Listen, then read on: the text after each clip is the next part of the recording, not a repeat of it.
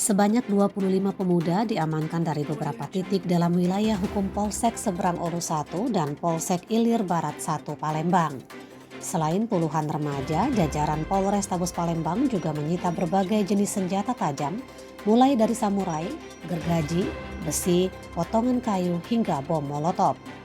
Kapolres Tabes Palembang Kombes Pol Muhammad Najib mengatakan 25 pelaku ini diamankan dari beberapa lokasi di wilayah Seberang Ulu 1 dan Ilir Barat 1 Palembang karena terlibat aksi tawuran pada Rabu 6 April 2022 sekitar pukul 3:15 menit. Muhammad Najib menjelaskan 25 pelaku tawuran yang diamankan terdiri atas 20 orang remaja dan 5 orang dewasa.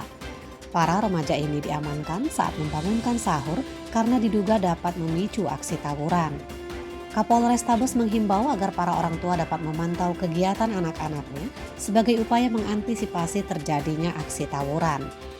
Sementara itu R, pelajar kelas 6 SD mengakui jika dirinya dan 5 temannya diamankan saat membangunkan sahur di kampungnya. Senada dikatakan RM, ABG asal Jalan Sunan, Seberang Ulu 1. Dirinya dan 7 temannya diamankan saat menunggu lawan tawuran dari kawasan Tangga Buntung. Mereka diamankan di dekat jembatan Musi 6. Nizon Bule melaporkan dari Mapolres Tabes Palembang.